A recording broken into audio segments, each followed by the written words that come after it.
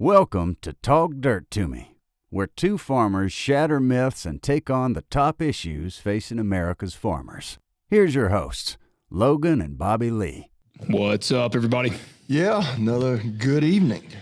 Another good evening. Yeah, back in the studio here. Good to be back. Back in more of our normal recording routine tonight. Yep. It's finally not raining. We went from a drought to living in a rainforest. Yeah, that's what actually I was telling you. I think I've got some beans that look like absolute shit. They're yellow, it's kind of some lower ground, and I don't know that. I'm thinking that it's probably wet feet. It's been so wet that it's kind of like saturated the roots.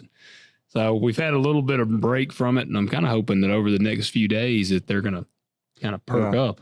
Yeah, we finally had a few days of no rain, which looks like everybody cut hay except me because, in typical fashion, it just didn't work out with my work schedule because it was supposed to rain on Monday and it didn't. Yeah. And so then everybody cut hay because we're recording here on Wednesday, on Tuesday.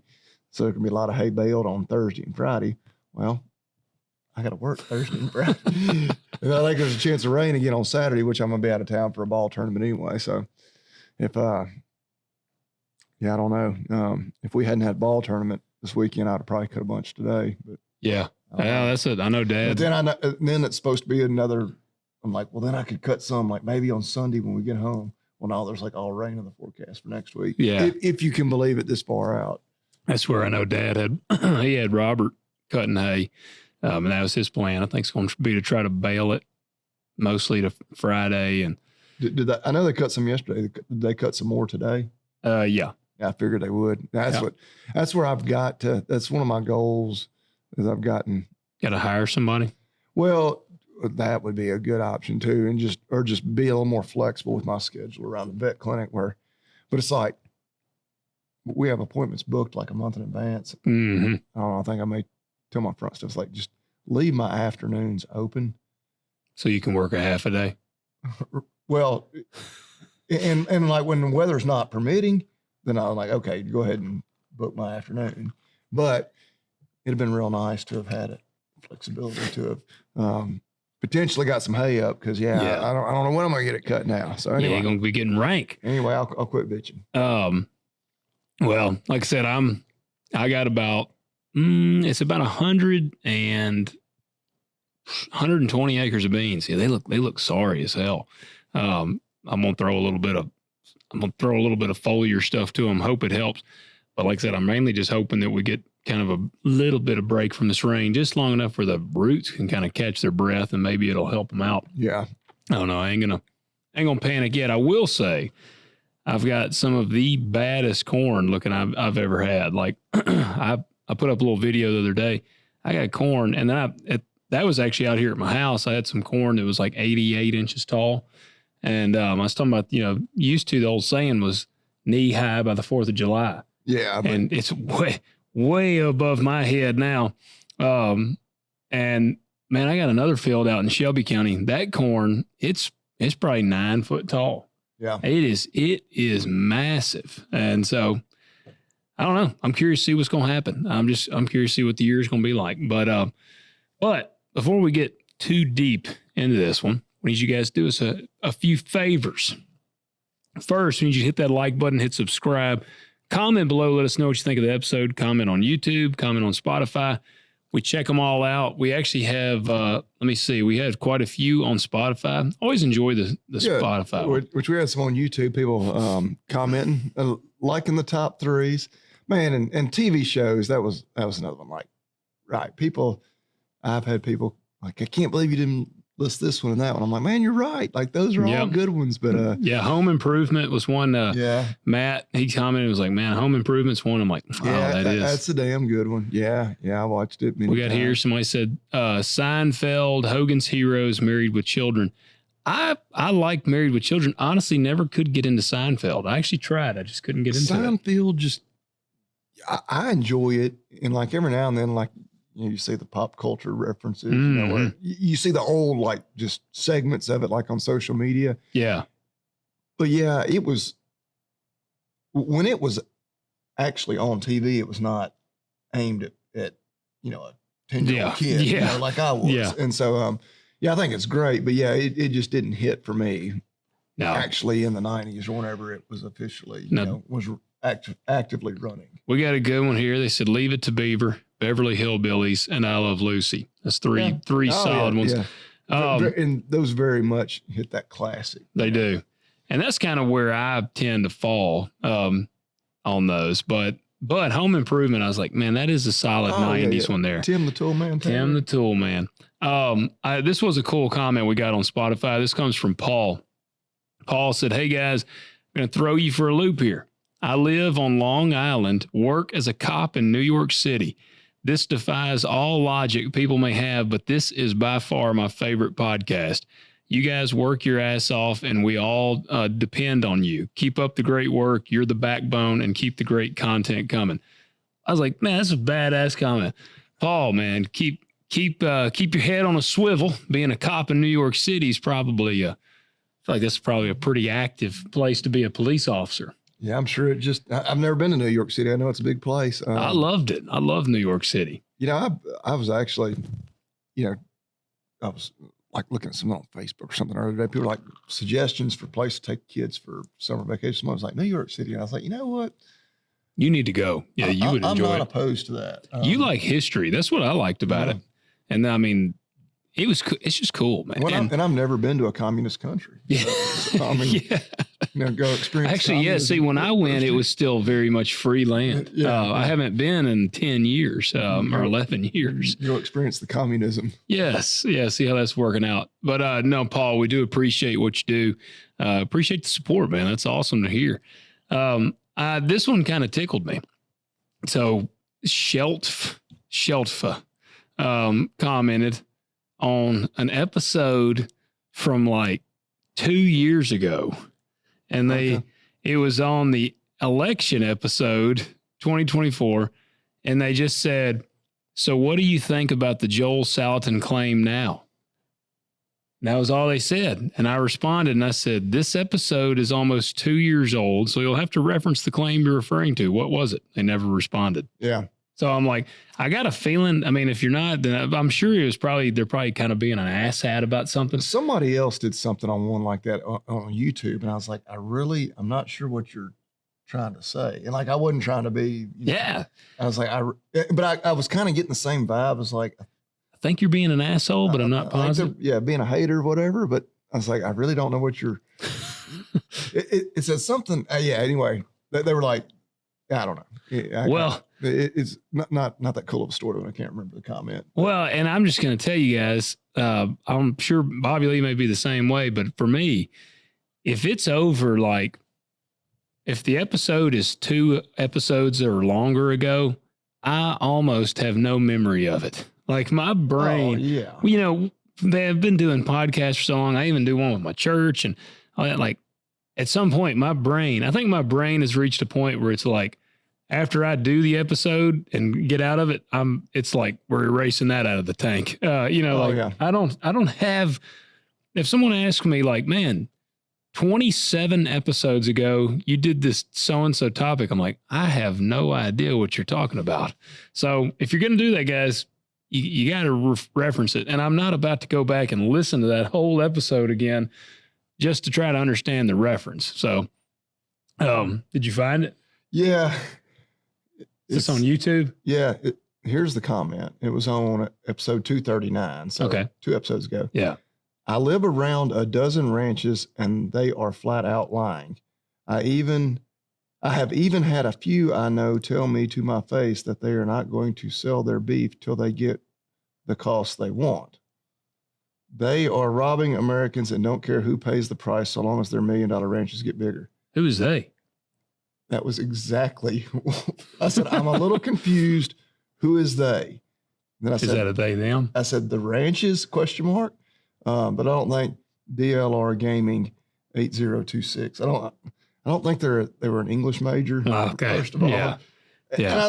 But I get the vibe that they're like trying to say like the ranches are all like withholding their product, and trying to get richer on selling the beef. And I'm like, well, buddy, that's really I don't think that works. We're price takers, not price makers. I'll say that'd be like someone saying that all us grain guys just sit on our grain in our trucks and just wait and hold out till you're going to give us them damn $13 beans. We're price takers, not price makers. And even when you're selling direct, I mean, that's okay. Like, just nobody would buy it from them. Like, you would just go to the supermarket and buy it at, retail prices. I mean, well, so I don't. But that's the thing. We love our listeners, the real ones of you out there. But I mean, who knows? It could be like a 14-year-old kid in his mom's basement, or a 40-year-old dude in his mom's basement. That's very true. I don't know. But if you are going to reference something to us, please like put the reference in there, because otherwise we probably don't remember. Yeah. So do that. Leave us comments. We'll give you a shout out on here. And what else do you need to do? Y'all check out agzaga.com.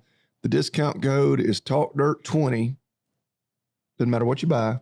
Fill up that shopping cart, all the good stuff. Bayonet wrap, they're always going to be your best choice, best selection, and best pricing there. But that's $20 off, $50 minimum order. TalkDirt20. Good deal. There you go. All right, so we got to address the elephant in the room. Oh, where is it? We did not reference cocaine in the last episode, and we had a couple people call us out. They were like, pretty sure these guys did not mention cocaine in the last episode. Yeah, we did not. We told Amy we would be very good fellas. We keep it a little more professional oftentimes when we have a guest in studio. Yeah, and I mean, and sometimes we try to, like, in a very sneaky manner, like, slip it in there. Like, I think we've made reference to like a powder or something one time on one of them, and we didn't think about it. So we did not reference the cocaine in there. And I don't remember which. It's called cocaine. Yeah, that's you don't want no part of this shit. There you go. So y'all have got your cocaine reference for this episode. Speaking of what are you drinking tonight? It's flavored water. Both why are you going sober tonight? I hadn't had a drink in about a week and a half. I'm like, You quitting? I don't know. I don't want to be a quitter. Damn quitter over here. I don't know. Just no beer, nothing. I hadn't had a drop of alcohol since before Memorial Day. Man. Well, Zach Top would be disappointed in you. Well, right. I mean, I started smoking cigarettes instead. Well, that's good. At least you replaced it with a healthy habit. No, I didn't. I was actually reading an article today that was making an argument for the country was a whole lot healthier when smoking wasn't so taboo. Was it?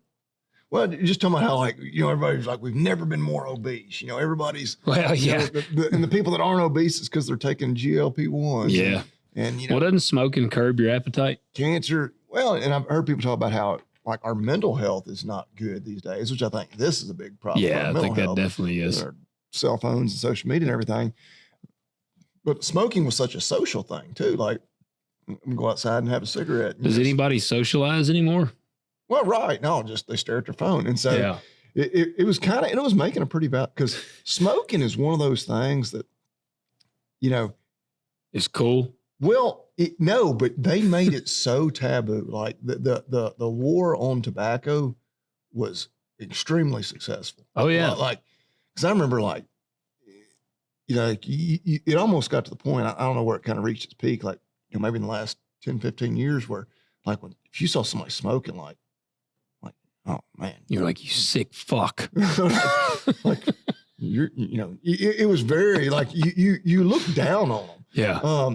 Whereas, like, I don't know, in like the 80s and 90s, like, yeah, man, that was cool. Like, it was what I can remember, I feel like as a kid thinking it's shifted cool. a little bit back to where it's cool again. Well, because everything goes in cycles, where it got to be where it was so taboo, and then it was like, now the people that are smoking, they're kind of like flipping the middle finger, back to it's counterculture now, I guess. But yeah, and I mean, and that's how I remember, because I'm sure you had them too. When I was a kid, we had candied cigarettes. Oh gosh, and that was always the coolest thing. All the they sued all the tobacco companies because, like, Joe Cool, the camel. Yeah, man, he had the black leather jacket. Because they claimed that they were marketing it towards kids. I don't know. Yeah. Well, I will tell you that I'm sorry if we have some listeners. I have not started smoking cigarettes. That was. And we're not advocating for you to smoke, but I will say this. If someone told me you got to vape or you got to smoke cigarettes, I'm going to smoke cigarettes because vaping is about the gayest thing in the world. But it is Pride Month.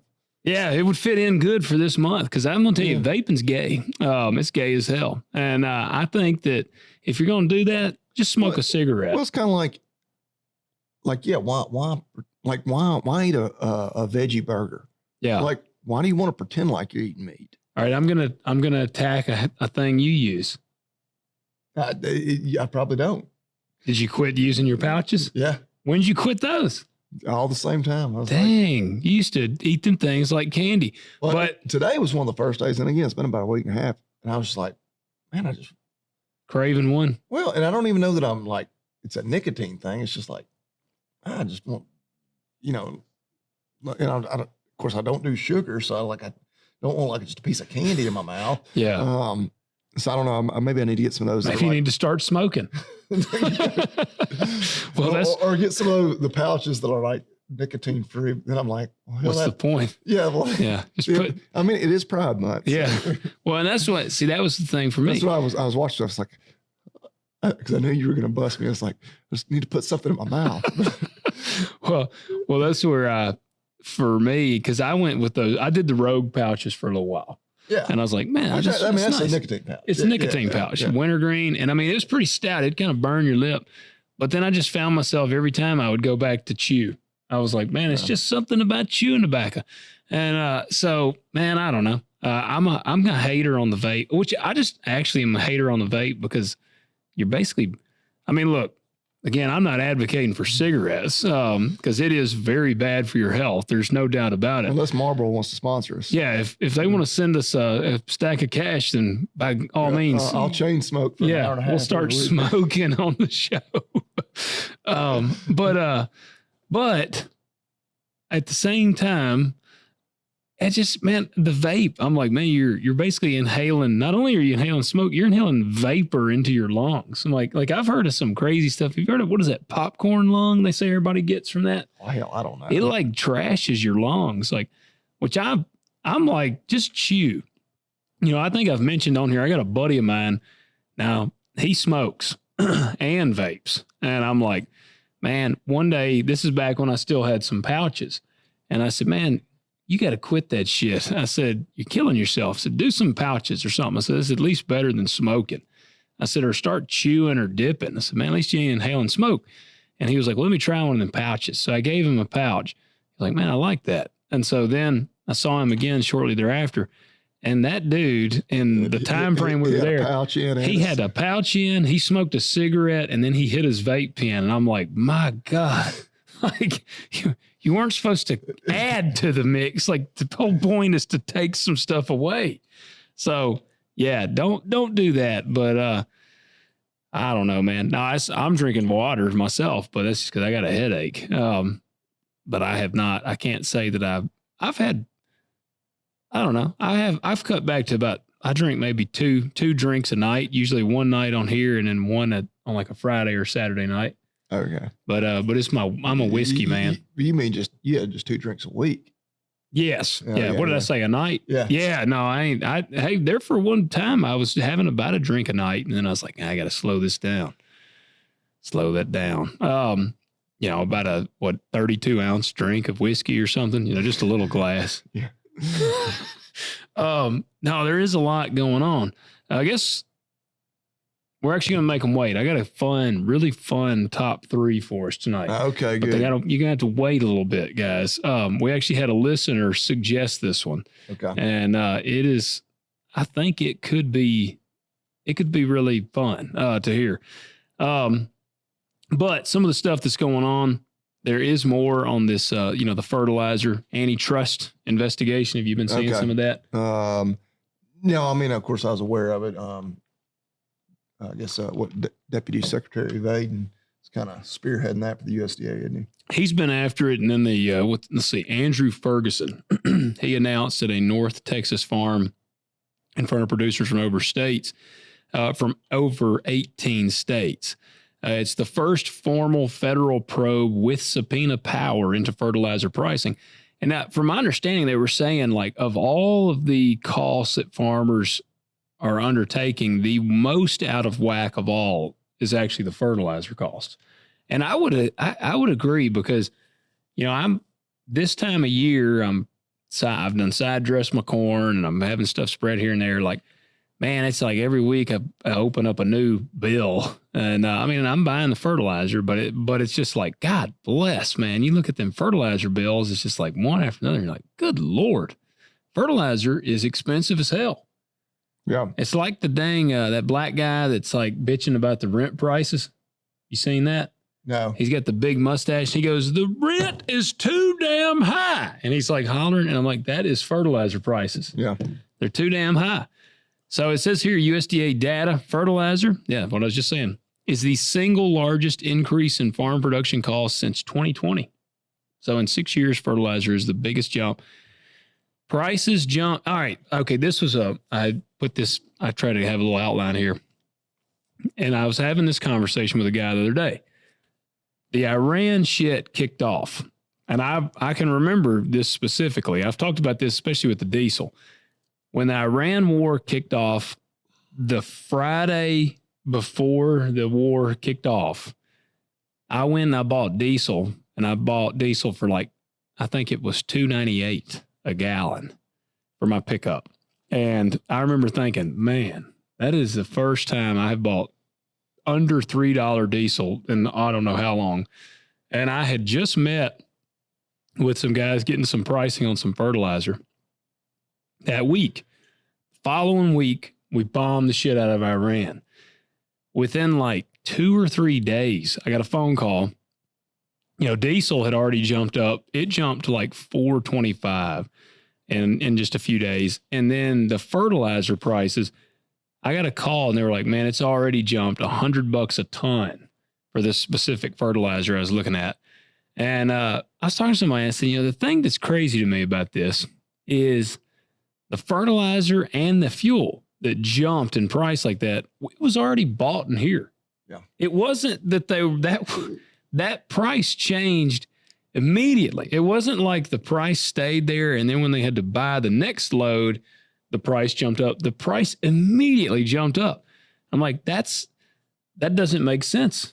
Doesn't really jive, because it's like, but you're charging me for the future price of what it's going to cost you for this product. You're not charging me for what you actually paid for this product.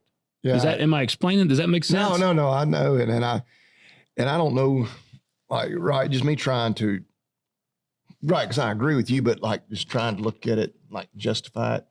You know, are they on a system where they're constantly buying some like a recurring buy, like every, you know, I'd assume they just put in an order whenever they need more. And, yeah. And they probably look at it and they're like, oh shit, yeah, we ain't going to buy none right now. Yeah.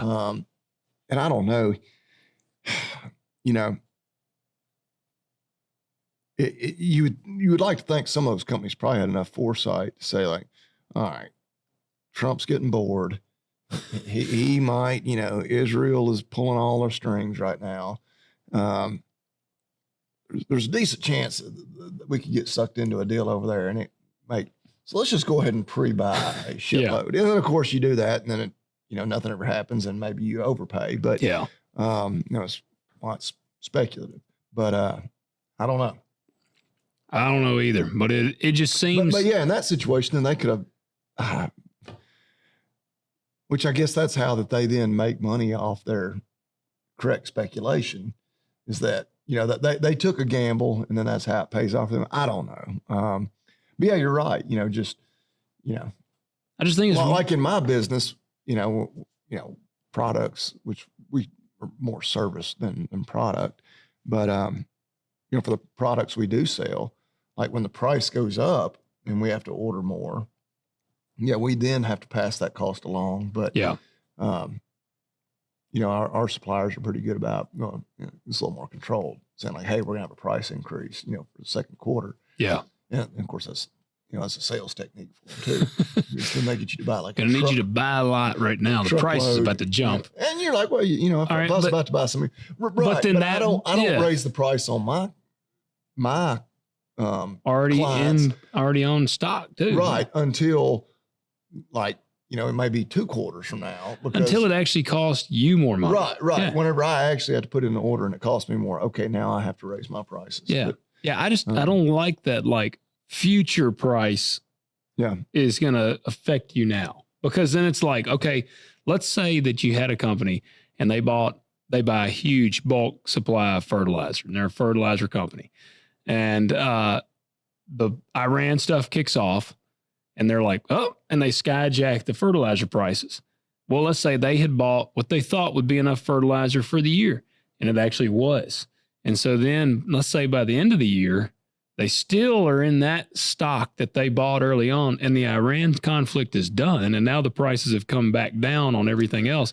But now they were charging a super, like to me, that's taking advantage of advantage of the situation, I feel like. It is, but...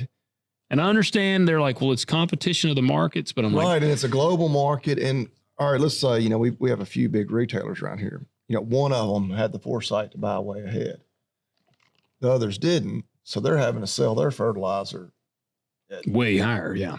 Well, what's going to happen is that one supplier that's had all their security is going to sell out like overnight. Yeah. And that's, I don't know, because then that's not really fair. What you would like for them to be like, we only have a limited amount. We're going to only sell at this lower price to our existing customers, regular loyal customers. Right. Yeah. Right. And they would do something like that. Yeah. And I know, like, when there's really tight supply on certain things, like, right, they'll call their loyal customers, say, hey, this stuff's gonna be hard to get. I've run into that with seed. One of the suppliers that I buy, my main supplier that I buy from, I got some seed from them about 2 years ago that basically, a bunch of people were wanting to try it out and they weren't selling it to them. Yeah. And I got some, but yeah. A lot of it goes back to, it is supply and demand, and where there's, tightened supplies because of this war and the demand is still there. And that's where you just need more competition amongst, manufacturers, suppliers, everything. Yep. Because then you get them, competing for the farmer's dollar. And it's like, oh, well, farmer's dollar. Oh man. No, and that's kind of what they're trying to push. They're hoping that there's going to be more competition. Yeah, that's the simple answer, But that actually makes me think of something. I was listening to. I feel like that's the only way that capitalism really works. You got to have competition in the market. And that's the thing. I think that farming. I was listening actually to an ag podcast earlier today. Which one? I cannot remember the name of the one. I just had it on Spotify, kind of rolling through them. But they actually got to talking about different ag businesses and produce and things. And they were talking about growing produce to sell and going to farmers markets. And I'm sure I feel like you see this in the business world yourself. Like, all right, and fertilizer is a prime one. Okay, fertilizer is astronomically high for farmers. And it's like, man, if there's a way that you could come out with fertilizer and you could be competitive, then now is the time to get into the market. If you can have that fertilizer available and be competitive, like say with it. But it's kind of like this guy was saying that you go to these farmers markets and it's a bunch of people. And he said, and it never fails. You'll see a bunch of people and they're all selling the same thing. And like, I don't know if I've bitched on here. I've probably bitched to Bobby Lee before about when we opened the farm store. All of a sudden, I am like every Tom, Dick, and Harry is selling all the same shit that we're selling in the store. And so, we would still sell. We've got a couple of products that are kind of like our, ace up the sleeve that nobody else really makes. But like I've shared before, sweet corn.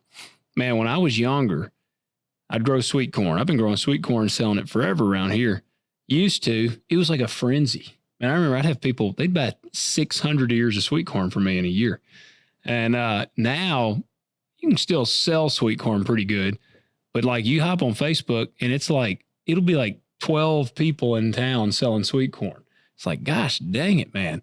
And so now what's ended up happening, the same with eggs. Eggs is incredibly saturated. And what happens with that is now you have to sell it so cheap to try to just be competitive that you really don't make hardly any money off of it. And this guy in this podcast was saying, so you just need to do like, all these companies do. You need to buy out all your competitors and then jack the price up. yeah, apparently create a monopoly. And see, so this proves if they would do that in the equipment world and like you just had a mass influx, then the prices are going to come down. Like we said, more competition means cheaper prices. But this guy was saying what he recommends if you're looking to like get into the produce world or something like that, he's like, go around and figure out what people aren't growing. Yeah. He's find that niche thing. He's like, he actually even said, find where there's something in short supply, There is a place up here in a town nearby.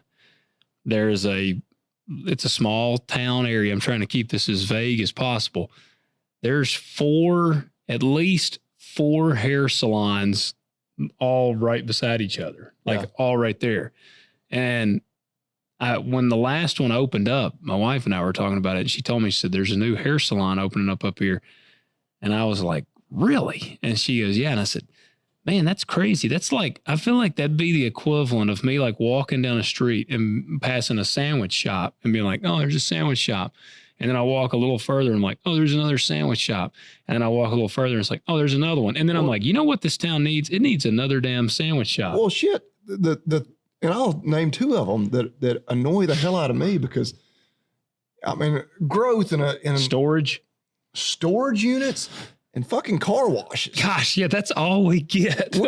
For our non-local listeners, we have one big major 4-lane highway that runs right through our little town, kind of splits our little town from Atoka, which is basically one town, but the highway splits two of them. I mean, the most valuable real estate in the county, I would say, hands down, is right there on that 4-lane highway. And the massive portion of it. We have two brand new storage unit facilities, like on the highway. And did you see the big, huge car wash now? Now we have 2 car washes, like these big ass cars. Hey, did you know the storage unit behind Walgreens went out of business? Did it really? Yes. And then they're building another one? And they just built another one. Well, and then there's another one like just off the highway. But again, this is a total tangent. But like a storage, like if I needed to rent a storage unit, like I'm going to like get on my phone or whatever, look it up, in the old days, Yellow Pages, whatever. Yeah. Which that makes me sound really old. Yeah, Bobby's like my rotary phone here. But like a mini storage unit doesn't need to be like on a main highway, like prime real estate. That's what gets me. It can be 2 or 3 streets over. Yeah. It's an eyesore to me. Well, God, I can't stand it. I'm like, and if we are going to have growth here, and I'm fine with it to an extent, like, give me something like a nice new restaurant. Give us like a big badass roadhouse biker bar. Where we can go and smoke our cigarettes. I got a lot of friends that have local restaurants. Like, no, we don't want more restaurant. Right, but it's like, or some kind of shop or something, some type of an attraction that's actually like, oh, let's go to town. Let's run by that new storage unit facility. Like, and apparently they make money, but I guess not. You said one just went out of business. The one that just went out of, that's what a guy was telling us today, that they were only 20 to 30% stock, full. And so they were selling out. Prime real estate. It is. And then those automatic car washes. So I understand they probably do want them in a really high traffic area. But you realize what it is. This is where people are putting these in so that they don't have to be there. It's like, what do they call that? Passive income. Yeah. Well, because I've heard car washes are like I've heard they're like a big thing. But they have to have somebody working there. I'm sure those automatic ones. They got to cost some money. I would dare say there's constantly shit breaking in there. You would think so. Lines and hoses. But a storage units, they say if you can reach 50% capacity, 50% pays the bills. Yeah, I would imagine very little maintenance, like make sure, a lock. Somebody shit in this one, we got to clean that out. Yeah, some homeless person's been living in one of them, something like that, Dirty Mike and the boys. I mean, it's basically all concrete. They don't even have any, grass to mow or anything down there. Spray them some Roundup, where weeds are coming up. Spray some of the people's stuff. But yeah, the car wash, I'm like, we got, like, literally you can hit a golf ball from one to the other one. You can. I mean, mine might curve off somewhere. Oh, but no. I would have to aim way to the left. Yeah, I'm gonna slice it. Yeah, But, but that's my whole point, and that's what this is. How we got on that, but yeah, it chaps my ass. I'm like, we got Chick-fil-A and Zaxby's, which that's another one. I was like, hell, just another damn chicken place. But anyway, I'll quit bitching. Well, yeah, that's better than another damn storage unit. It is, but that prime just shows though. Let's go to Munford. Figure out we can go by the storage. We can get some place. storage units. But that's what I want to stress to people: do something different. Damn it! Like do something different. Gosh damn it! That's what all it does. In some of these, man, like I said, used to you could make some money doing sweet corn and different things like that. Now I'm like, hell, it ain't hardly no damn money in it no more because we're all having to cut each other's throats. Well, you know what would be really good over there on the highway? I know I'm going back to this. We don't have a good gentleman's club around here. I was actually going to say a titty bar. That's what you were going to say. Yeah, look at that. I was going to say a titty bar would really go well. And for the record, I'm not in favor of that. If somebody's really got a Jones in the... You could have bought that little piece of land right across from the clinic there. You could have put in a titty bar. I imagine you could still buy it. I don't know if that guy's going to do anything with it. Yeah. Oh, gotcha. Yeah. Well, no, that's not what I want to share a parking lot. Maybe Bobby Lee will open up a titty joint over there. No. Get some good clientele staggering in over there. So somebody drops their dog off for surgery and they got a couple hours to wait. We'll go. I want to. Well, and what was it? Rodney Carrington. He used to talk about, was it Sam's Club or something? He was like, damn, what a store. He said, I swear, he said, if they'd put a titty joint in there, he said, it'd be the ultimate store. He's like, I'm going to go in there. I'm going to get my taxes done, eat a hot dog, but not before I see some titties. And then we'll buy a year's supply of toilet paper on the way out the door. So there was an interesting thing, a settlement that's gone down. This is kind of, I guess, in lieu of all of the DEI cutting that they've done to the USDA. For our fellow white farmers, did you know that there was a lawsuit against the USDA from a Wisconsin dairy farmer named Adam Faust? I did not. I'm not familiar with Adam. Yeah. So Adam sued the USDA. It said he settled with the USDA, killing race and sex-based preferences across 3 programs. So here it is. Loan guarantee covered 90% of value for him. So he went up there to get a loan for the USDA. They would only do 90% of value for him. They did 95% value for women and minorities. The EQIP type, this is the one that really is kind of wild. We've used, I don't know if you have, I've used EQIP funds. I never have. It's a pretty awesome deal. I looked into it, but yeah. Yeah. So I just never have. EQIP is supplemental program for like projects you're going to do on an operation. Check it out. I really do encourage you, if you're going to do something, check it out. It's EQIP. EQIP, talk to your local FSA or NRCS office, probably NRCS. For him, he was building a manure storage facility, and they would only cover the cost of 75%. For the minority farmers, they would cover 90% of the cost. Yeah. And all just because their ancestors came from a different place. Yes. And then they look different, maybe. Yeah. And $100 admin fee. And then I'm like, this is just pity, man. Or petty. $100 admin fee on his dairy margin coverage that he had to pay that they didn't charge the minorities. That would almost piss me off worse than anything. And I guess, because we're 2 white dudes sitting here, they would say, well, we just don't understand the oppression that these other, minorities have lived under. But yeah, I don't know. I mean, it's if one person qualifies for a loan, right, the color of their skin, whatever their gender is, and I don't care. It doesn't matter to me. And I really do go back to, like, obviously gender is very well defined. Yeah. Like we here at Talk Dirt to Me, we are fully believing, even though it's Pride Month. Sorry. No, it's Nuclear Family Month here in the state of Tennessee. You're right about that. There are 2 genders. But when it comes to, like, ethnicities and whatnot, there's so much blending now. Yeah. And it's like, I don't, the whole thing where, African-American, the most successful African-American ever is Elon Musk. Yeah. And that's not even debatable, but that'll make people's head explode. Yeah. Because he's not African American because his skin is not dark enough. Yeah. But he's legitimately an African American. Literally, like I don't know if he's a first or second generation, but yes, like his family immigrated here from South Africa, and he's going to be the first trillionaire.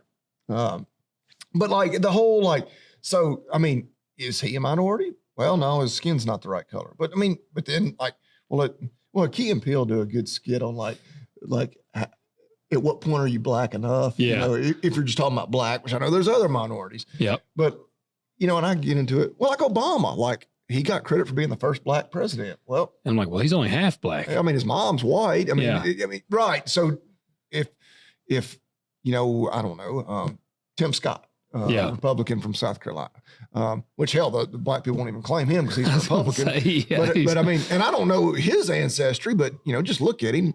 He's darker than Obama. So does he get credit for being more black? The first greater than 50% black president? I mean, at what point do we quit with this ridiculousness? And I agree. Well, and that's what this ambulance going by. Yeah. Hope everybody's all right out there. Y'all stay safe. Well, see, the DOJ actually came out February 9th of this year, and they actually said it was an unconstitutional program. Yeah. So they have come out and they're like, this is eliminate the bullshit. Yeah. I remember I went to high school with a guy who, he went way back in his family history trying to find any sort of Native American or black because he would qualify for an additional scholarship somewhere. And I'm like, hell yeah, brother. I mean, I've worked the system to your favor. And I mean, this dude was as white as me, we were just standing there lined up. But I mean, I don't know. Well, you could name all kinds of celebrities that they're like, somebody will reference him as being black. I'm like, whoa, he's black. And I'm like, well, I guess he is black. You know who Charlize Theron is? Yeah. She's African.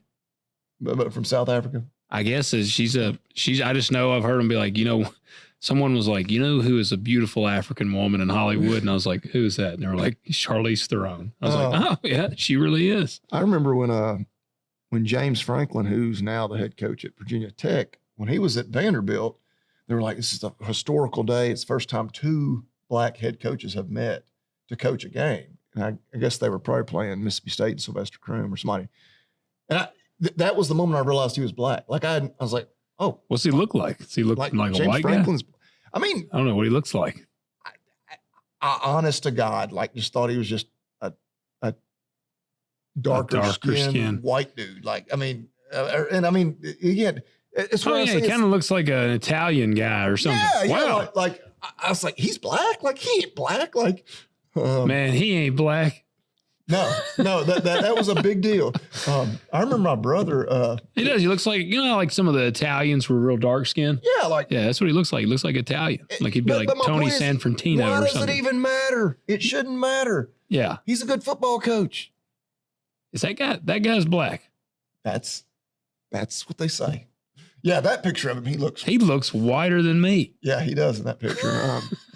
Wow. I remember when I was a little kid, my brother didn't realize David Justice was black. Played for the Braves. Yeah. Which he's kind of the same way. He's kind of he's a lighter skin. But the whole point is why do we even put emphasis on that? But look, why does it matter? Okay, that guy is clearly a black guy. And actually, he's for our sports fans, that's Marcus Freeman. Pretty sure his mom's Asian or something. Well, okay, I can kind of see that. Boy, if we're gonna get canceled over this, but yes, it's why do we even care? But look at that guy. That dude looks white as crap. James Franklin. That's a black guy. That's both of his parents. I have no idea, and I don't think it matters. I don't either. Well, that's what I'm saying. I have never cared. He's a dude. Yes. If I walked into, if I had to go have surgery on my shoulder, I don't give a shit if they're white, black, man, or woman, as long as they're a capable, good, well-recommended surgeon. That's what I want them to do. I sure don't want them to have gotten preferential treatment at school. Because of that. Because of their gender. Rob Schneider made that remark one time. He was talking about pilots. And he's like, he said, I recently saw a thing and it was talking about pilots. We've got to have more minorities and women and stuff as our pilots. And Rob was like, why don't we just get more pilots that are actually good pilots? Yeah. Who gives a shit what their what their appearance is, if they can just, let's take the ones that actually do the best and at their job. Yeah. Let's are really good at landing an airplane. Yes. But So, anyway, yeah, we got there's our way. But yes, that if you want to know more about that, I feel like it's so lazy to just label based on that, and then right, and then you because, and I've often thought like that's going to be one of the real benefits of the fact that as time goes on, the races get more and more blended together. It's like we got to eventually get to a point where like people quit referring like, that's a white dude. That's a black dude. yeah, It's a dude. yeah. But then, we can't even say it's a dude now. No. Well, I don't know. What was it? Good Burger that they said, I'm a dude. She's a dude. We're all a dude. So dude is a gender neutral term. Yeah. Yeah. See, dudette used to be dude and dudettes. So, all right. We kind of touched on the produce earlier. Actually, and I texted you, this is not produce related. I texted you, didn't I send you a text the other day? Maybe I forgot of the updated LRP stuff. Did you see that? No, I didn't. Man, I meant to text it to you. I think I screenshot this and was going to send it to you. Yeah, right here. I had it right here, USDA. I didn't send you that. LFP, 2026 payment rates is what it was. They've updated 2026 payment rates for the livestock forage disaster program. So there is some payments coming to the cattle guys for beef, 500 pounds or more, $26 per head. It's not crazy money, but I mean. That may have been, because that may be. Is that what you received? Maybe I may have already even received a little bit of that. But yeah, you're right. It wasn't much. If you got alpacas, you can get $7.84 a head. Well, boy, you would need to you need to put a lot of zeros on the end of that to make it worth. Even reindeer got $7. You might have alpacas. That's worse than having many cows. Like if I had them, you would never know I had them because I would not want to be associated with. Dang, what do you think the highest paying? All right, I'm curious here. What do you think the highest out of alpacas, beef, beefalo, buffalo, dairy, deer, elk, emu, equine? What do you think's the most expensive or most the highest? Equine pays something? Equine. Oh yeah, you need to get your wife checking that one. Equine. Usually horses aren't considered $26 agriculture. I would assume it's all based on how much forage they actually consume. So I would think it'd be the cattle or the buffalo. All right, it is. All right, so I'll narrow it down to this: beef, beefalo, buffalo, or dairy. Amongst those, dairy. Dairy by a landslide. Dairy, adult cows and bulls, they get $92 a head. I was basing that solely off, I know, especially in lactation, their energy demands are so high. They're going through probably a lot more forage. So, right, the financial loss for a disastrous forage crop is probably more per head to a dairyman than, I don't know. That was my logic anyway. We do have some breaking news. Which we are recording here on Wednesday night. The New World Screwworm has officially been confirmed in the United States. Really? So the story was out actually this afternoon. Oh, wait. Okay, yeah, I had that note in here. But it had not been confirmed. I actually got an email from the USDA, almost exactly 2 hours ago. USDA confirms presence of New World Screwworm in the United States. It's got to be in Texas? Yeah, Zavala County, Texas, in a young calf, 3-week-old calf at his umbilical area. So now when they get it, there's no treatment? Yeah, you can treat them. But it's pretty devastating and obviously have to treat.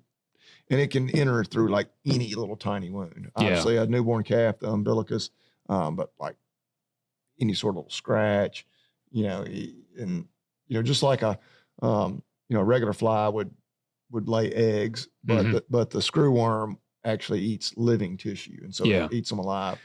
I wonder how they caught it. Like, how did they figure it out? Well, I imagine they're looking really close. Maybe this calf was acting sick. Well, if you were a cattleman on the border right there, boy, I bet your asshole's drawed up all the time. Well, so this afternoon, the report was out that they thought they had one, but they hadn't confirmed it yet. Yeah.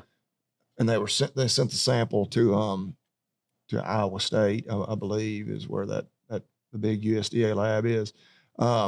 Which even at that point, I was going to talk about that. I was like, it's going to be screwworm because they're just like, they knew when they saw it. Yeah. And there's an entomologist there, somebody at the state vet that was like, yeah, that's what it is. But let's send it in just to get the official confirmation. Yeah. And yeah, sure enough, I was thinking we might not hear anything until tomorrow, but no. So it's here. I don't know. The markets have been down the last week and a half, 2 weeks. We had I guess kind of a bearish cattle on feed report came out, and then there's just been some other the market had been so damn high, still good. I actually sold some calves today. I don't know how they did. But yeah, when I checked the market update at like noon, I was like, oh shit, they were down pretty damn hard for the day. I was like, that figures. Should have sold them 2 weeks ago. I actually worked cows the other day. Yeah, feeder cattle were down nearly $6 today. Dang. Well, that's row crops down too. We all taking a hit. And even though it makes no sense, I bet the board's down pretty hard tomorrow because of the screwworm, which it makes no sense. If anything, it should jump the prices. I could argue, right, that it should be bullish news. So like, oh crap, now that we're going to have, supplies are already super tight, and this is going to cause some death loss, some just production loss. Like this is just going to put even tighten the screws even more down on supplies. And there's no risk to the consumer. Yeah. Like people can catch screwworm, but we catch it from the fly, not from eating the beef. But dang, so even the dudes out there at risk of getting screwworm? Oh yeah. They find it in people all the time. I mean, mostly in third world countries. Yeah. Damn. I'm gonna be watching them flies. Yeah, I guess any mammal, certainly any mammal. I don't know if it's hard on. I should know that. I'm a veterinarian. Maybe it's hard on like birds too. But deer. That's one thing. They're like in Texas, that could be devastating. There's all those big game preserves down there. Yeah. It's not just beef cattle that are going to be a problem. Yeah. Well, there was Zippy. He did some remarks on some AI, and I was listening to some people talking about AI moving further into the ag world. And the optimist side of it here says Farm Bureau Zippy Duval says AI is already in the field, and we are seeing it, especially on I'm seeing it more and more on now some of the like agronomy stuff, like software for it, and then even your bookkeeping type stuff, which is kind of nice.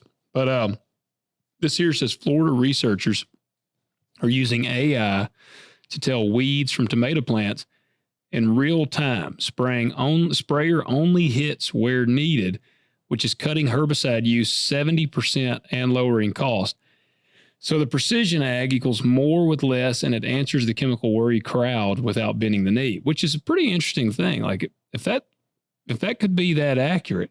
The only thing that I'd even think about with that though is you're obviously just spot spraying.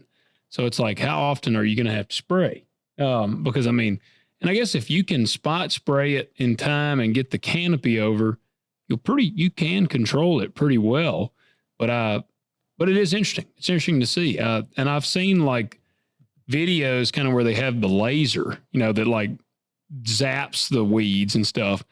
But the problem with that is it's so damn expensive. Yeah. Like it was like the laser thing that everyone was like, this is the future. It was like 20 foot wide. And for reference, for people that don't know, our sprayers, some of those, most of the guys are running 100 foot wide sprayers. Some guys run 120 foot wide sprayers. And so you're talking 20 feet, and a new sprayer is high as hell. It was like, a new sprayer's $500,000 now, but that 20 foot wide, and I'm going to try to keep comparing here. A John Deere sprayer new, you're going to spend $450,000 to $500,000 probably. I haven't priced a new one because ain't a damn snowball chance in hell I can buy one. But a new sprayer, let's say $500,000, 100 foot wide booms in good flat ground, you can spray 20 miles an hour. Like you can run 20 miles an hour. So you could spray good running day 400 or 500 acres a day. And this little zapper, now not this AI one, but the little laser one that everyone's like, that's the future. You can only run, I think it said you got to run like 2 or 3 miles per hour. Is it autonomous though, at least? I don't know that it's autonomous. Okay. I don't remember. It may be. By God, if it's not, that'd be a hell of a, I'd smoke cigarettes if I had to drive that son of a bitch. Where you can just drop it off in the field and be like, see you later. make sure the battery, I mean, it's electric or diesel. I don't know. I don't know that it's autonomous. Now there is the little, have you seen the little robotics that goes between the rows? There's a little yellow, it's a robot thing. I actually have thought about trying to reach out to see about getting them on the show. But it like goes down the rows and it's a little robot and it is like killing weeds. And I guess, I don't know if it uses a laser or cuts or what. The only thing I've thought about with it, I'm like, my luck, I would let that thing loose and be like, all right. And then I'd come back the next day and it would have just gone crazy and like half the field would just be mowed down. Yeah. But no, I am curious to see, and I'm not trying to be like a hater, but because it's kind of like TVs. I remember when I was in high school, so not, I mean, well, I guess close to 20 years ago. Crazy to say that. But back when I was in high school, I went to Sam's with my mom one time. We were talking about Sam's earlier. Titty Bar was not in there when I was there, by the way. But we go to Sam's, and I remember they had a like 70-inch TV. And I was, at the time, I'm like, my God, 70-inch TV. That's ridiculous. Yeah, like, gosh. I had nobody's going to buy that. Oh, dude, because I had the big. It's probably like $2,300. I think it was literally $3,000. And, I had the TV, my TV would have been like a 30-inch, and it was like that deep. It had the big, huge, deep back. It weighed like 87 pounds. Yeah. Awkward as hell to carry. Yeah, it weighed a ton. The quality was not good. And then I remember seeing this TV, and I'm like, golly, it was like $3,000. I was in Walmart a couple weeks ago, and there was an 85-inch TV up there, and it was like $400. Yeah. And I'm like, golly, TVs have gotten cheap. So I say all that to say, if we could get to a place where you can get these AI type things that recognize them, and they're never going to be as cheap as TVs, but like where it's in a piece of machinery you can actually afford to use, hey, that'd be pretty badass. Yeah. Well, and I go back to the competition thing. How many damn TV brands are out there? Oh, it's a ton. 12 or 15, 20. Yeah. If you really want to get down. And so, yeah, it is a race to, who can provide the cheapest one. It's a race to the bottom. Yeah. Yeah, that's but with these equipment companies, I mean, we got like 4. Yeah. In the big ag world, Deere, Case IH, Fent, which is, also includes Massey. Yeah. And then,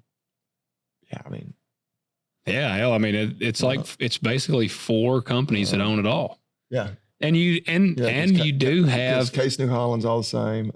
And you do have them. They kind of have their niches. Like there's only one roller picker. I mean, John Deere is the only person that has the roller picker. And then like some of these other brands, maybe they make like the turbo till, some vertical tillage tools, like so. Even they've kind of maintained their lanes. Yeah. And that we could circle that all the way back to like the farmers markets thing like that. It's like, guys, let's not make it a race to the bottom. Yeah. That's where I don't want us to get to. But we do need to see a little more competition in the equipment world. Does Caterpillar still make a tractor? Those Challengers? To be honest with you, I don't know. They were kind of a big thing like 20 years ago. Yeah, I almost bought one whenever I bought my combine. The guy had but it was a track tractor. Yeah. And I was like, man, I don't want a track tractor. And but it was a Challenger. It was one of them yellow. I don't know. I guess Versatile still out there. Oh yeah, Versatile is badass. They look cool. They actually still do. Well, you probably remember seeing when we went to the farm show. Don't you remember seeing the cool Versatile area? They do like an old school paint scheme on them. Yeah, they look really cool, and they actually run like a C15 or some big. I think, or maybe it's a Cummins, but they run it's a big Cummins motor. I say I'm a big fan of one. I've never drove one of them, but I like a lot of the vibe of the Versatile tractors. All right. Before we finish, there's two things we got to talk about. We got to do our top three, but I'm still saving that one for the end here. So we got to talk about this thing. Did you have another thing you wanted to talk about? No. All right. So we're still picking these damn fights with this son of a bitch, Shawn Ryan. Oh, yeah. I mean, we got to acknowledge him. Which I listened to that whole episode. I was like, I'm going to listen to the whole thing if I'm going to be critical of it. Yeah. Which I agree. So you gave him more time than he gave us. Yeah, that's the frustrating thing about this whole thing. Which, to basically, I guess what we're talking about the Megan and Kelly interview. Yes. Is Megan and Kelly? Is her name Megan? What's her last name? Just Megan Kelly. Okay, I was about to, I couldn't remember. I was like, is her last name Kelly? Yeah. Yeah, Megan Kelly, the hot blonde chick, used to be on Fox. Yes. What does she do now? Oh, she has like her own OnlyFans? podcast. Yeah. No, I don't. Hell, you never know these days. Hell, everybody's got OnlyFans. Shit. I'll put feet pictures on there.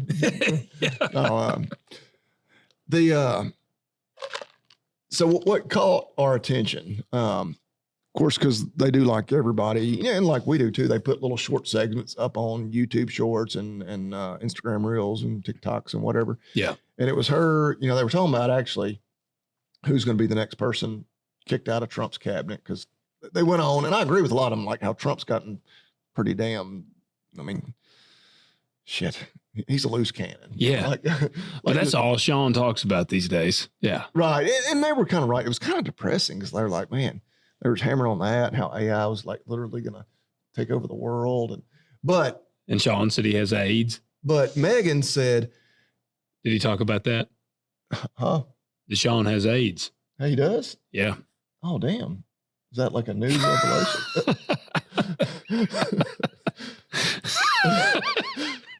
Dave, you're going to get us in more trouble. I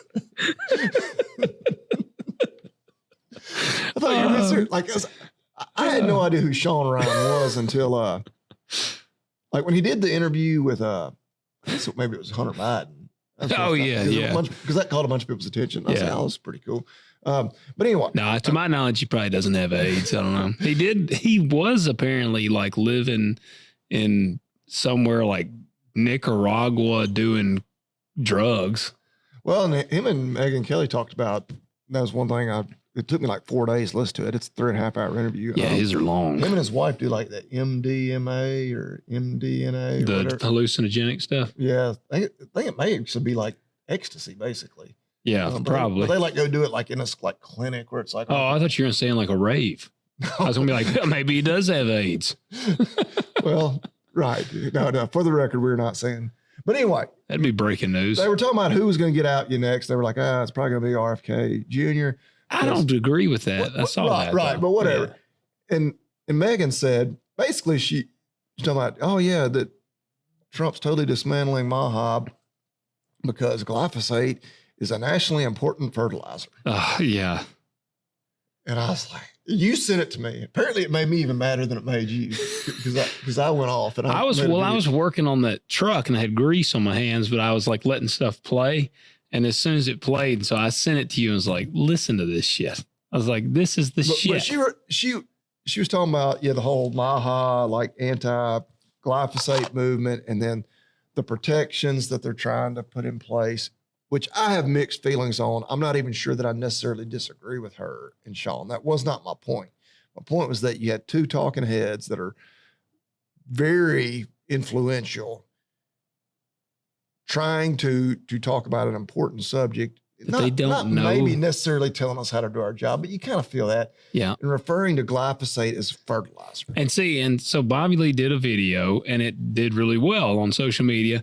And there was people pushing back, which we knew there would be. But my whole point was, I was like, I don't necessarily disagree with what she's saying. Like, it kind of does feel icky that they're trying to give Bayer some immunity here. But here's what gets me.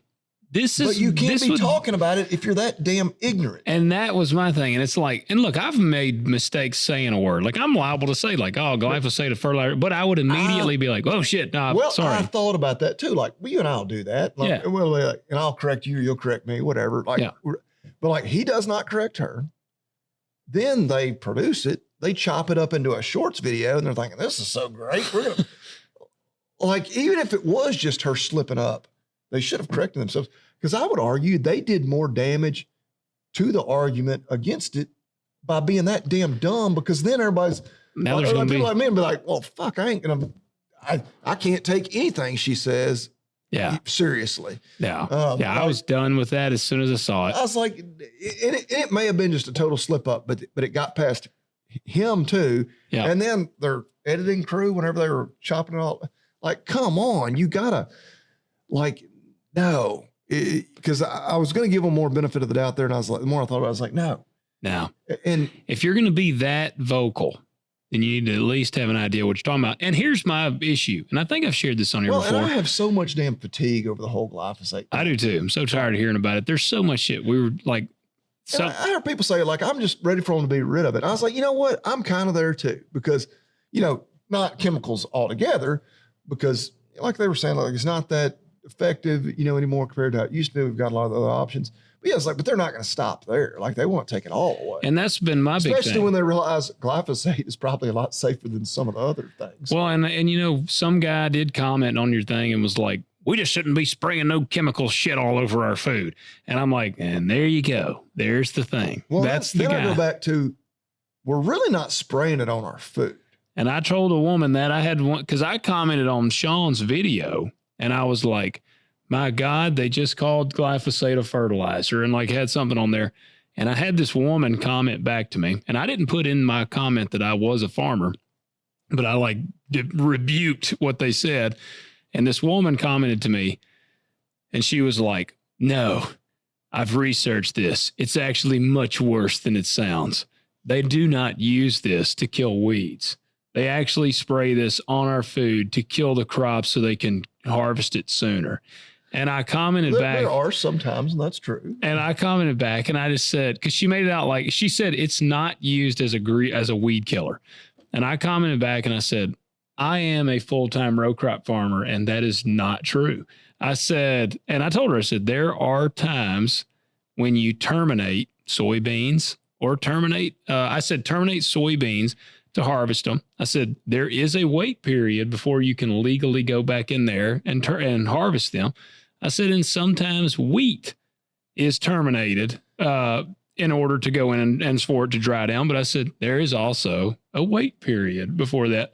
And actually on beans, you don't terminate them with glyphosate. Wheat's probably one of the only things that you may terminate. That's the only one I've heard of. And it's like 10% of the wheat. It's like it's a small percentage of our wheat that is actually terminated. And I can understand people being a little bit concerned, like if they spray that on the grain that then gets turned into my bread and pasta. I'm like, okay, I don't think that's a bridge too far for me to say, all right, that's a little concerning. Do you know what they terminate the beans with? Paraquat. Gramoxone. I don't use it. Look, I'll tell y'all, glyphosate doesn't scare me. Like if you filled up a bathtub with glyphosate and you filled up if you filled up a bathtub of glyphosate and one with paraquat and you're like, you got to jump in one, I'm jumping in that. I would drink some of that glyphosate before I would even get in the bathtub of paraquat. I don't think paraquat causes cancer because you're dead before you get it. Yeah. You don't have time to get the cancer. And that's the whole thing too. Like this whole thing, the immunity, it's so, because we don't know that it causes cancer. And I really didn't want to talk about this tonight. Yeah. Because you just don't know. And some people are 1,000,000% convinced it does. Some are convinced it doesn't. All I'm convinced of is we don't know. You can't prove it. And that's the thing. And it's so hard. Like if I, die of cancer next week, will it be because I've been around glyphosate all my life? Or because you started smoking cigarettes? Right. Or any one of a million other variables. We're normally drinking alcohol on here, and I've chewed tobacco a bunch. I mean, and there's so much variation. Like I like bacon. I have no doubt that there's probably some people out there that if they are exposed to glyphosate, it may make them more at risk to develop some types of cancer. But there's people out there that if they're in the sun, if they're exposed to sun, they're more at risk of cancer than the next person. Alcohol. liver, whatever. Yeah. Like, saw a statistic the other day that, 80% of people with lung cancer smoked, but 80% of people who smoke never develop lung cancer. Really? Like, it's just one of those things where, like, just because you're exposed to these things Doesn't mean that are or can be carcinogenic doesn't correlation does not equal causation. Is the big thing, and that is I do want to. But I will admit, it does feel kind of icky to be giving immunity out to these big companies. Like, I don't necessarily. That was not the point of my video. It was like the point was just if you're going to be so vocal, then at least know what you're talking about. Yeah, you can't call glyphosate a fertilizer. Yeah, like that's. And here's my gripe with Shawn. Like I am irritated with Shawn. Like, I'll straight up say it. I have listened to several of his episodes. At one time, I would have almost called myself a fan of Shawn's show. I agreed with probably 99% of what they said on that podcast. Yeah. But Shawn has chapped my ass because he's been extremely vocal about farmers and the way we operate, like with glyphosate, chemicals, whatever. Like, he made his video about, the farmers going to be putting this shit everywhere now after that whole House bill thing, but it failed, and probably thanks to Shawn. But he has declined to come and actually talk to farmers. And people are like, he talked to Joel Salatin. And I'm like, Right. He picked out the one farmer that he was going to agree with everything on. And I think Bobby Lee would agree with me on this. I've argued with some people in the comments. Most of the guys that are regenerative ag guys, and I'm going to say regenerative ag in quotations because there is no real definition of that. You're a regenerative farmer. I'm regenerative. If you went by USDA standards, I meet the qualifications to be a regenerative farmer. I'm no-till. I use precision application of fertilizers, and I run cover crops. So I am a regenerative farmer by USDA standards. But most of the big hardcore regenerative guys, they're all cattle guys or chicken guys. Have you ever seen a row crop regenerative guy? Well, I mean, I hadn't looked for one, but I've never seen one. But you mean somebody that's like, I mean, there's organic guys out there, so I'm sure they exist, but doing that on large scale without, severely decreasing our production, which again, I don't know what that would look like in terms of numbers. If I'm thinking regenerative, then that means no-till. Organic guys till. Generally, they have to do a tremendous amount of tillage. You're right. Just because you're organic does not mean you're regenerative. That's right. And so I'm saying total regenerative row crop operation. I actually had this conversation with a buddy of ours. It's a row crop guy. And I said, is there even any way to do it? And he was like, nah, to be honest with you, I don't know that there is, because you've got to have some sort of weed suppression, because weeds have literally evolved to be the most effective growing machine out there in the field. A weed will surpass your crops if you don't suppress the weeds. I mean, pigweed is so badass that glyphosate won't touch it. Like, you could dump a jug of glyphosate on a pigweed and it won't do anything to it. And it used to kill pigweeds. So weeds they evolved to be alive. It's like I was telling Marcy, I was like, it's crazy. I said, weeds out here in the gravel. Man, weeds will just come up through gravel. It's like, what the crap? You'll pull up, they'll have like a hell of a root system running through the gravel. And I'm like, man, you try to plant beans or something, you prepare everything, try to do it right, and you have a hell of a time with them. But yeah, if you use some weeds, man, they'll come up everywhere. They'll come up through concrete sidewalks. You'll see them coming up. And then so there has to be a suppression method for the weeds. And tillage is not the answer. Like, I will tell anyone that. Like, these guys are like, we need to go back to the way we used to. I'm like, have you heard of the damn Dust Bowl? Like, that's not the way. That is not any good for the ground. They all want to be like, you're destroying the soil biome. Like, what do you think constant tillage is doing to the ground? Like, you go to some of the places. We had a buddy of ours, he passed away a few years ago. He would till everything to oblivion. Man, when you planted his places, it was nice because it was like planting on a pillow because they had done plowed it to hell and do-alled it super smooth. If you took a shovel and dug, you would never find an earthworm or any. There was no life in the soil on his places, which the topsoil had done washed yeah. everywhere, Right, but yeah, on you his get big place. rain, yeah. So that's the thing that gets me. It's like, I'm just tired of the guys that constantly attack us that are like on the regenerative thing. It's like, you're not even, if a regenerative row crop farmer would attack, I'd almost be like, tell me what you're doing. Well, it's just like so many people have reached out to Shawn, like much bigger names than us, big industry groups like that are very well respected. And close to him. Like they're Right. in the same state. Geographically. And so like, hey man, just come out. Like, we're not asking to be on your podcast to debate with you. We're not asking you to necessarily come on like this podcast. Now, we would love that. But just come out to the farm and pretty much his people close to him have said he won't do it. Like it's too unpopular. Right. And not because he does not, like he doesn't even want to be open-minded on it because he can't. Right. It's really easy right now to be a hater of glyphosate and of Bayer and all that. Like that, that is the popular way to be. Like it would be, it's really easy to have that stance that he and Megan were having on that podcast. If, he was not even willing to have the conversation on the other side, of well, you know what, maybe there is some merit to using it. Maybe it's not as bad as some people want to make it out to be. Like he won't even entertain. He won't even hear him out. That conversation. That's what's frustrating. Yeah. It's like, if you're going to be that outspoken about it, at least hear from the guys that use it. See both sides of the story, then form an opinion. Yep. All right. So let's finish with a fun topic. All right. Here's our top three. So our awesome listener, Lily, she wrote in and she said, because her dad and her both listen to the show. And she said, my dad, I think she said her dad was the one that came up with it. But she said, we got a top three for y'all. And it is top three professions or occupations you would have besides the one you currently have. Like if you could pick any top jobs, three of them, what would it be?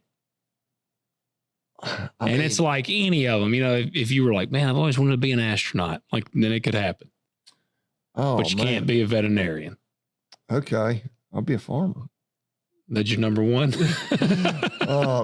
Well, and so I have so many questions. So I'd be like a professional athlete. Yeah. I mean, there's no caveats. Yeah. I'd probably go professional curler. I'm not going to go football, even though that was my favorite sport to play. Man, why not?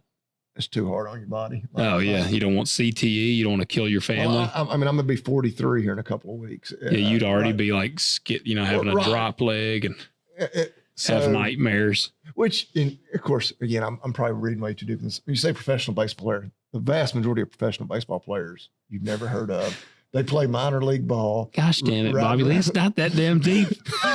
So I'll say like you could be Chipper Jones, damn it. Shit. Right. I could play until I'm 40. Yes. You could be like Tom Brady playing football in your 50s. But damn, 162 games a year. No, so I'd probably, hell, I'm gonna say I'm going to the big leagues. All right, so you're gonna be in the majors.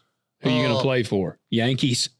Well, you don't get to be that picky. I guess that's true. You hit free agency, you can pick. Yeah. But hell, if I'm that damn good and I'm a free agent, I'm probably going to the Dodgers. Yeah. Because they have literally. We got a Tipton County dude on the Dodgers. Yeah, that's right. Dalton Rushing. Yeah. The Dodgers can apparently, they have limitless funds. Yeah. No, man, I'd be open to. I'd like to play somewhere not in LA. Not in LA. Yeah. Apologies to Brother Peter, but not in Seattle. Not in Toronto. Yeah. The Yankees, even though I don't know, but the Yankees are such an iconic franchise. They are. Yeah. I grew up a Braves fan. So Braves would be my first choice. Any of the teams in Texas, that'd be okay. Yeah. So what's your number two? So your major league. Oh, wow. Number two. So yeah, I'm not just going to pick another professional athlete. It's like, well, I'd actually be an outfielder now. I'd be a basketball player now. Yeah. Oh gosh, man. I want something that's easy and makes a lot of money.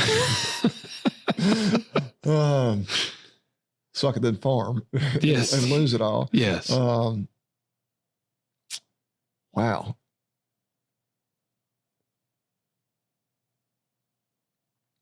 Man, I'm just thinking deep on this I'm one. trying to think like, I know you're probably gonna say, I don't want to be a movie star. I don't know, maybe a politician, but like a good politician, which I don't even know if that I was exists. going to say, what is that? I'd be like Thomas Massey, but then hell, you see what Then you'd happened. lose your job. Israel basically buys Then you'd your have to seat get out into the from under you. majors. Well, if you go in the majors and then you retire and become a politician, you got the cash to lose your job. Yeah. Yeah, I don't know. So I guess that's what I would do a short stint in politics, like being a good politician. Nobody's going to buy me off, which probably by definition, it's going to be a pretty short stint. Yeah. There. Yeah. I'm really going to make a difference. And then the apologies to Dan, but the APAC will come in and spend $30 million to fund my opponent's primary me. Yeah. Okay. So. All right. Politician, baseball player, and number 3. You know, it's so much, because like I can think of some that would be kind of cool, but I'm like, man, it wouldn't be a great career. It's like a We ain't got to worry. Oh, well, I mean, I don't know. Of the ones I got, 2 out of the 3 are not good for family. Adult film star. Adult film star, of course, that's number 1. And you've already done that, so that you can't use that one. No. You were a fluffer. I'm not familiar with the terminology there. Keep it fluffed up in between scenes there. You know, the fluffer. You had to keep the dude's wiener big so it's ready to go. What is that even from? I don't remember where somebody made that joke. Was it from, what's the movie with the guy? Crap. So-and-so, it's the 2 people. He's a funny, tall guy. It wasn't Cameron Diaz with him. Something and something make a porno. What's the name of the movie? Oh, you know the one I'm talking about? I know what you're talking about, but yeah. Nah. They joke about a fluffer, and he's apparently, I guess there's a guy that keeps, a guy or gal, I guess it's either one, but keeps the dude's wiener ready to go. Yeah. I don't know, yeah, because I already did baseball player. Like those would be like a pro rodeo cowboy, but I won't say Oh, that would be a cool one. Yeah, but I'm only gonna limit myself to one person. I'm gonna say pilot. Yeah. Seems like they make pretty good money. Military or like FedEx, like or what? Commercial? Would you be flying commercial? I don't out of know. Memphis? Yeah, it'd be pretty cool flying like a fighter jet, like Be a Top Gun pilot. bombing Iran. Yeah. Would I send you the thing, all the little brown children looking up and seeing the Lockheed Martin symbol with the rainbow flag? It's okay. It's okay. No, I mean, I think just like, Just a regular pilot? yeah, I mean, just living, flying from town to town. Yeah. Living the dream. Making good money. Yeah. All right. Yeah. I like that. I don't know. Man, it's what I hate. Like that we do these now and everybody comments. I'm like, damn, that was a great one I didn't think of. Yeah. Well, so I got to thinking, I was like, all right. So my number 1. Because part of it's like, well, if money didn't matter. There's Yeah, the money doesn't matter. Oh, well, that's why I picked 3 like that I thought were pretty good paying. No, the money doesn't really matter. Like this is shit. assuming you're basically your money is kind of met. No, this is just 3 occupations you think you would love to do. Go ahead. I screwed it all Well, up. then throw out one that you would done of this. Go ahead. All right, because one of mine. Oh, I'd say if money didn't matter, like in family life, just like a cowboy on a ranch. There you go. Yeah, and that's like just on horseback, checking cows. Yeah, all day, every day. And then you'd have a helicopter like the Duttons, and then you'd still be able to be a pilot. No, I don't want to be like having to make all the decisions, have all the stress. Oh, you just want to be like the cowboy. I'm just the cowpoke. I got you. Okay. Yeah. Money didn't matter. Yeah. Money don't matter. Yeah. Which now my first one, I was like, all right, well, I got to go with movie star. I'd have to be in the movies. Yeah. If you hadn't gone with that one, I'd have been disappointed. Yeah. That's where I still to this day, I tell people, I'm like, hell, I don't know if that ship has sailed still. I'm still like, who knows? So I got to go with that one. I love movies. I'd love to make movies. So that would be my number 1, which coincidentally, if that would happen, the money would be pretty well taken care of. Number 2 is one that I can say this ship has sailed. It'll never happen. And I would have to say probably be like a Navy SEAL. I would have loved to have just tested my mettle. Maybe not even be a SEAL. I'm not a big fan of water, but some sort of special forces. I'd like to have kind of just seen if I could make the cut. Probably not great for family life. I would say that one would be probably hell on the family, tends to be. But I'd have to go with that one. My number 3 is one, and I had the advantage because I was thinking about these today. Bobby Lee didn't know what I was going to spring upon him. Number 3 is one that I think would just be really cool. And I'd like to open a gym, like not a 24-hour fitness type gym, more like, are you familiar with West Side Barbell? I know of it. Yeah. So, that's where my buddy Brandon trained. Like they were hardcore. Like I don't necessarily want it to be that much, but just open like a legit gym. I like fantasize about turning my dad's old shop into just like kind of a cool hardcore gym, like concrete floors.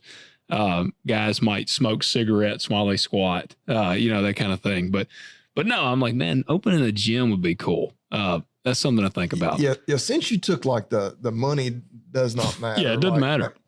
Because like just driving a tractor, like I have a hell of a good time doing that. There's a reason that I farm on the side. I'm really so you would just drive a tractor, little to no money.